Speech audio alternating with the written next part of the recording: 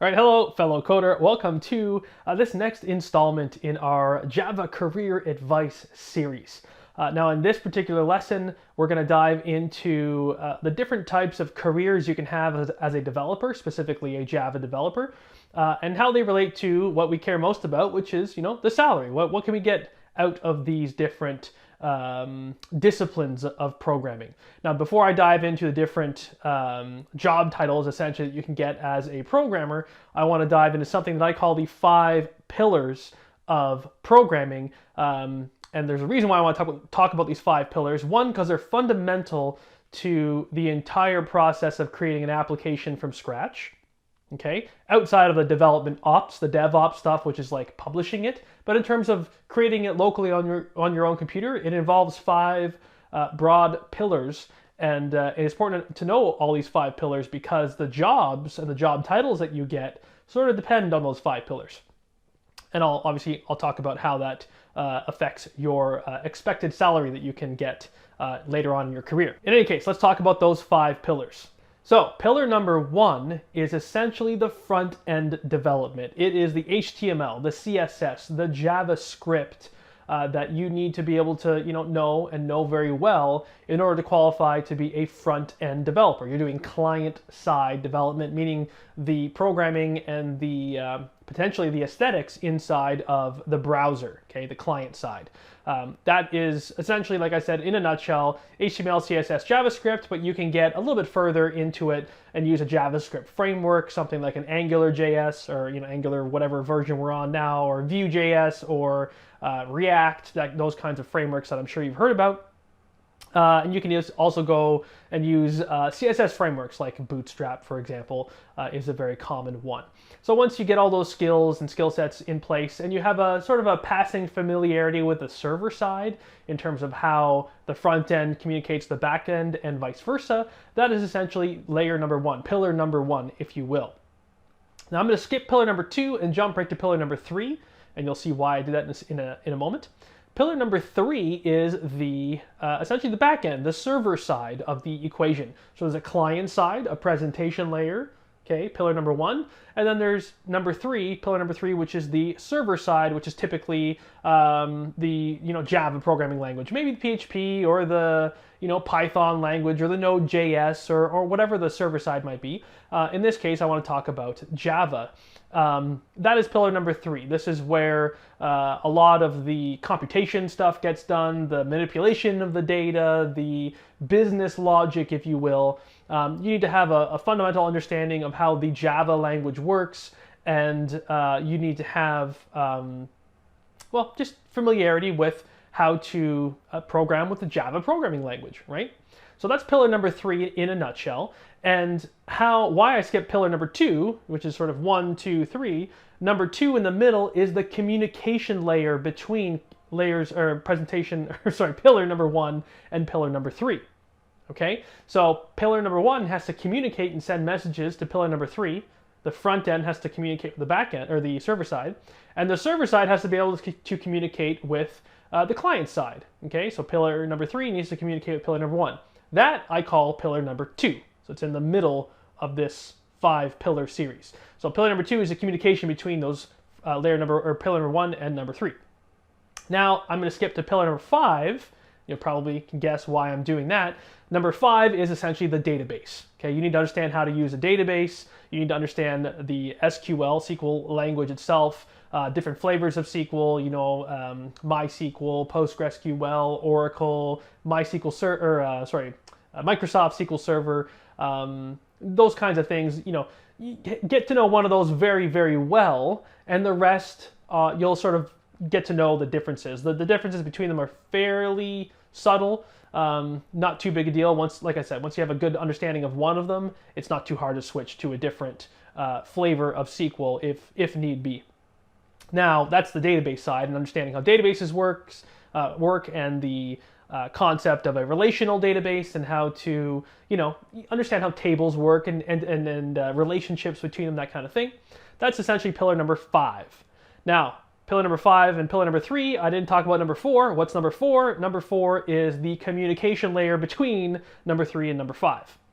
Okay, so it's the ability to send messages to and receive messages from, between the server side and the database. Okay.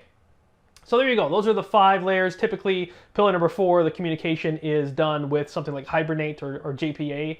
Hibernate is the implementation of JPA. And for the pillar number 2, which is communication between the front end and the server side, typically that's Spring MVC, if you've ever heard of it. Again, as it pertains to the Java language. So how does this relate back to jobs, and what do these jobs pay? Well, let's go to pillar number 1. Pillar number 1 is relates to the front-end development. So as a front-end developer, you need to have a very solid understanding of pillar number 1, which is HTML, CSS, JavaScript, probably a JavaScript framework, like I was saying, Angular, Vue, JS, React, that kind of thing. Probably a CSS framework like a Bootstrap or something along those lines. That's a front-end developer. Now the problem here is, because the barrier to entry is fairly low, respectively, compared to everything else in programming, only having to know one of the 5 pillars means that it's fairly easy to get the knowledge that you need to get one of these jobs. But because of the barrier to entry is fairly low, there's a lot of people who can apply to these types of jobs and who qualify for these types of jobs. So in other words, there aren't enough jobs available to fill all the applicants, essentially. So in other words, this tends to be the lowest paying job. So globally, if you are a fairly experienced, so all these numbers I'm about to give are not really entry level. These are kind of aggregated across all of the skill sets. This is an average of the averages, if you will. So as a front-end developer, globally, the average is $52,000 a year, which is still a great salary. Still a great salary. However, in the US, if you're working specifically in the US, they tend to pay a lot better on average. So that jumps up to $103,000 on average. Again, this is not an entry-level salary. This is, over the course of your entire career, on average, this is what you can sort of expect to make, globally versus a US-based salary. So front-end developer, no, not a bad deal at all. But hey, it might be tougher to find these kinds of jobs because they're not as prevalent. Now, this moves us to a back-end developer. Back-end developers tend to have to know pillars 3, 4, and 5. Okay, they need to understand databases, they need to understand the Java or the server side, the Java language, and they need to understand how to communicate between those two with a passing familiarity of layer number 2, which is communicating with the front end. Okay, so these guys get paid a little bit more. Back-end developers tend to get paid, again, globally on average, $56,000 a year. Great salary.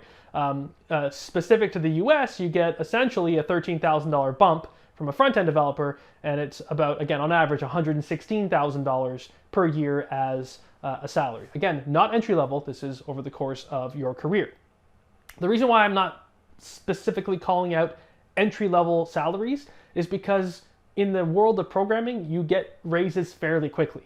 So you fairly quickly go above and beyond your entry-level salary. You tend to, within the first year, maybe even 6 months, you get a raise and you're already above what you were looking at with this entry-level salary. So don't get too fixated on entry-level. Think about your whole career. That's what really matters in the big picture.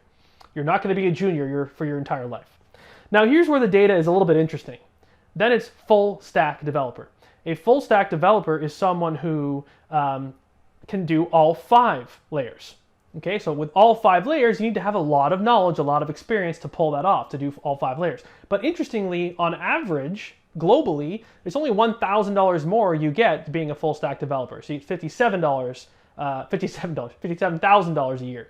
Now, also interestingly, for a full stack developer, $110,000 is the average for the US-based jobs. So that's kind of interesting. It's a little bit less than a back-end developer. I don't really understand why that might be the case, but there must be a compelling reason behind that. I tend to see that full stack developers are more useful and tend to get paid more than just back-end developers. That's my personal experience. I would think that would make more sense. I think this data might be slightly off in some way, shape, or form because someone who knows the full stack is just more, they're more useful to a corporation. They have more value, so therefore they should get paid more money. So that's my personal experience, but that's not what the data is telling me. And by the way, I'm getting this data from Stack Overflow Developer Survey from 2019. So who knows? A lot of people apply to these types of jobs. So full stack, all 5 pillars, this is the most useful job. These are widespread. There's typically a lot more full stack developer jobs available versus just back-end specific. So that could be an advantage too, where there's more of these jobs available and potentially less candidates that can fill those jobs. So, and if you could be a full stack, you can also be a back-end developer, right? So really being the full stack developer is the creme de la creme, if you will. It gives you the most options and the most flexibility and really should be the biggest salary that you can demand. Now, I'm not going to stop there, because essentially what I'm doing right now, what I've been put into with my 9-to-5 job is I have more of a managerial role. And there's essentially two ways that you can go in your career. You can go the managerial route, where you get to code less and less and do more and more management of people. That's the managerial route. Or you can go the architect route, where you do things like you go from a senior developer to maybe a lead developer to maybe, I don't know, who knows, and then eventually an architect, right? You could be an architect, and those tend to be a lot more development heavy. They tend to be a lot more, you need to think more about design and obviously architecture, and there's still less coding involved, believe it or not, but you're solving really big problems, and it's usually a pretty interesting job to have if you really like programming. So those are two places you can go in terms of your career to get raises, to get promotions, right? So the one that they have on Stack Overflow is the managerial route, the engineering manager. So this is a big bump now, ladies and gentlemen, so prepare yourself. Globally, engineering managers tend to make $95,000 a year on average. Okay, again, globally, compared to the next best was full stack, that's almost twice as much, right, to be an engineering manager. And then specifically in the US, on average, engineering managers tend to make $152,000 a year. Okay, and I'm not sure if these numbers include benefits and bonuses and that kind of thing. I'm not sure if they do. So this might just be straight salary. So, and I sort of concur. I live in North America, and sort of my salary is close to that US-based salary, if not potentially slightly more. It depends on, again, if they have bonuses in here or not, that kind of thing. So these numbers are entirely achievable, and they afford a very, very nice lifestyle. So very, very rewarding career path. And again, don't get fixated on just the entry-level positions and the entry-level salary. Although entry-level, you can command anywhere from 40K all the way to 80K, depending on the type of position that you're going for in terms of the skill set, the discipline. Again, if it's just front end, if it's back end, if it's full stack, that kind of thing. And also where you live. Depending on if you live in one of the bigger cities with a higher cost of living, then you could probably command a higher salary, but that all kind of shakes out with a wash, because you need to be paid more because everything costs more. So people who say I got an entry-level job at $100,000 sounds good if you live somewhere where the cost of living is very low, but likely they live in a place like Silicon Valley or something, Mountain View, who knows. They're going to need to have that salary in order to pay their lifestyle. So, all right, there you go. Hopefully that information is eye-opening, helpful, detailed, what have you. Really, the takeaway message here is extremely rewarding career that you get as being a programmer, and this is also quite hard to get your first job. Your first entry-level position is typically, by and large, the hardest step in your career when it comes to being a programmer, which is unfortunate because it can really deter a lot of people. So this is where I'm bringing in a boot camp that actually has a special guarantee. I'll get to that in just a moment. So my boot camp is going to train you essentially on all 5 of these pillars. Heavy focus on 4 of the 5. I'm not focusing as much on the front end unless there's time to do this in the boot camp, but the front end skills tend to just come along once you understand all the 4 other pillars in this equation. If you have a solid understanding of the 4 pillars, the 5th one, the front end, the first pillar, tends to just kind of come naturally. Okay. So I'm focusing heavily on the 4 pillars, specifically on the pillars 3, 4, and 5, and some light emphasis on pillar 2 because there really doesn't need that much emphasis on pillar 2. It's a fairly straightforward concept to grasp. Again, once you understand the rest of the pillars, it sort of goes in place. Now, that's what essentially you're going to get out of this boot camp, but really the end result should be you get a job. That's what people really want at the end of the day. And if this is what you want to do, if you want to land that first job, or maybe even if you just want to brush up on your skills and maybe get a raise, because maybe you're not a full stack developer, maybe you're just a front end developer, who knows? This is essentially the boot camp for you.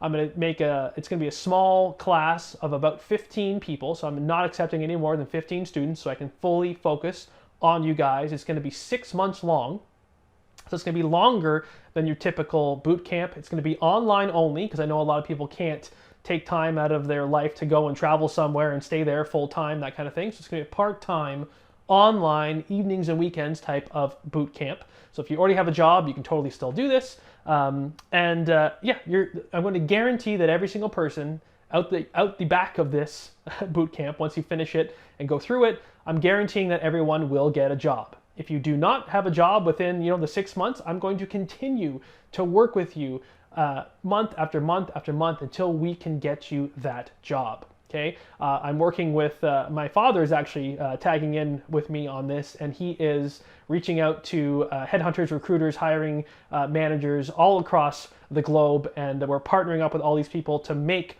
this guarantee feasible for you. Okay, I'm going to do everything I can to place you in a job once you go through this boot camp. And let me tell you, from the feedback I've been getting from these recruiters, they are chomping at the bit to get the graduates that go through the boot camp. So far, it's been very exciting, the relationships that we're building here. So very exciting stuff. That's the guarantee that I'm making to you guys, and it's going to be a lot of fun. So look forward to giving you even more details on this boot camp in the coming weeks. But we're looking to launch sometime in November. So keep subscribed to this channel, this podcast, however you're listening to this. Keep your ear to the ground for more information. And if you haven't joined the email list already, please do. Where can you go to do that? I think it's, is it coderscampus.com? I'm sure coderscampus.com, somewhere in there, there's a way to join the email list. So if you're not on there already, please do. And that way you can get notified with any updates as soon as they come out. So looking forward to see you guys there. Can't wait to talk to you in the next tutorial, lesson, whatever you want to call it, in our series for our Java career series. But until next time, take care of yourself. Happy learning, and bye for now.